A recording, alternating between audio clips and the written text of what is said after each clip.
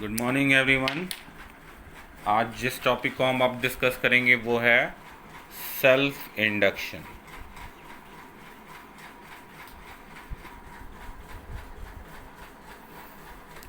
Self induction भी जो आपका टॉपिक है ये इलेक्ट्रोमैग्नेटिक इंडक्शन पे बेस्ड है हमारा, और ये किसी भी कॉइल में हो सकता है।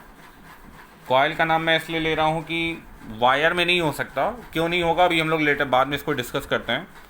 कॉइल में हो सकता है। तो व्हाट इज सेल्फ इंडक्शन?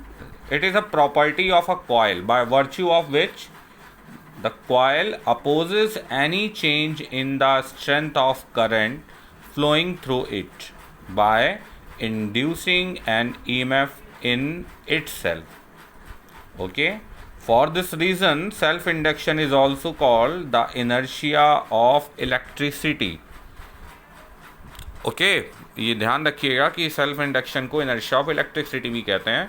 क्यों कहते हैं? रीज़न मैंने आपको अभी एक्सप्लेन किया कि कॉइल अपोज करती है। किस में अपोज करती है? करंट जो उसमें से फ्लो कर रही है उसमें चेंज का। ठीक है। और कैसे अपोज करेगी? By inducing EMF. और कौन ईएमएफ इंड्यूस करेगा? वो कॉइल अपना ईएमएफ खुद ही इंड्यूस करेगी। ठीक है। तो जैसे मैं एक कॉइल बना लेता हूँ, ये देखिए मैंने एक कॉइल यहाँ पे ली हुई है। ठीक है। और यहाँ पर मैंने कॉइल का ये एंड एक रीहोस्टेट से कनेक्ट कर दिया है। इसके बाद यहाँ पे बैटरी कनेक्ट कर दी है, सेल।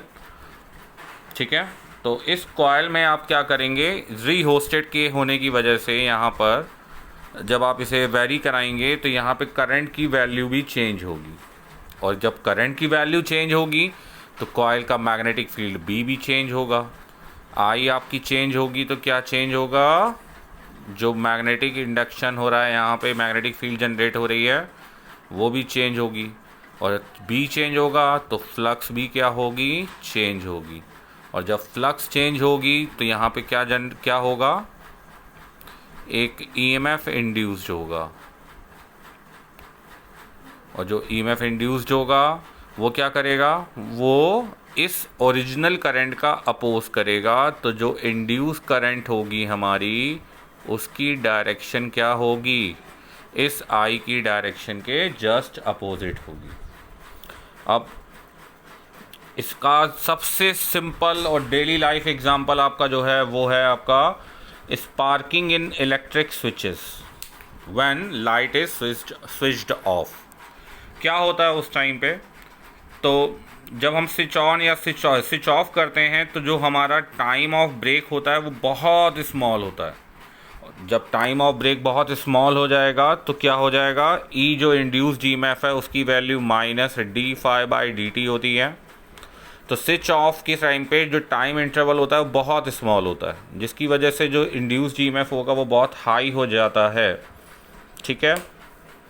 बहुत हाई अमाउंट का हो जाता है, लार्ज अमाउंट का हो जाता है। और इतना इनफ होता है वो क्या करने के लिए? To break down the insulation of air between the switch contacts. तो जो एयर होती है उसे ब्रेक डाउन कर देता है, जिसकी वजह से क्या होती है? स्पार्किंग होनी स्टार्ट हो जाती है। ठीक है। ये पॉइंट आपको मेरे ख्याल से क्लियर हो गया होगा।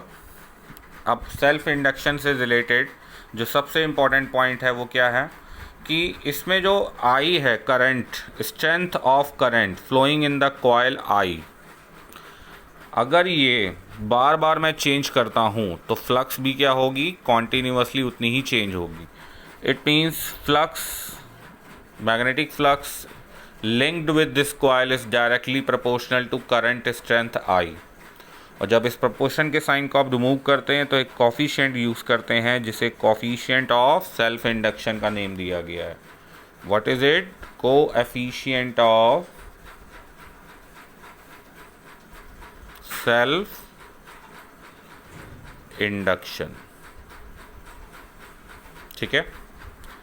तो कोएफिशिएंट ऑफ सेल्फ इंडक्शन आपके सामने है। अगर आप इसे यहाँ पे रिप्लेस करें so E is equal to -d/dt and phi की वैल्यू आपने कितनी फाइंड आउट करी? Li।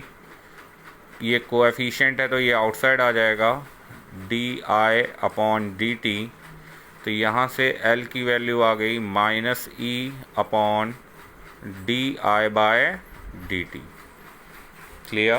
तो यहाँ से आप डायरेक्टली बोल सकते हैं L is directly proportional to -E। Clear? तो ये ध्यान रखिएगा। इसकी यूनिट पे आते हैं, तो यूनिट ऑफ L, तो E की यूनिट हो गई आपकी वोल्ट, I की एम्पियर एंड टाइम अपॉन में है, तो ये न्यूमरेटर चला जाएगा वोल्ट सेकेंड अपॉन एम्पियर। और इस पार्ट को आप जर्नल लैंग्वेज में बोलते हैं हेनरी।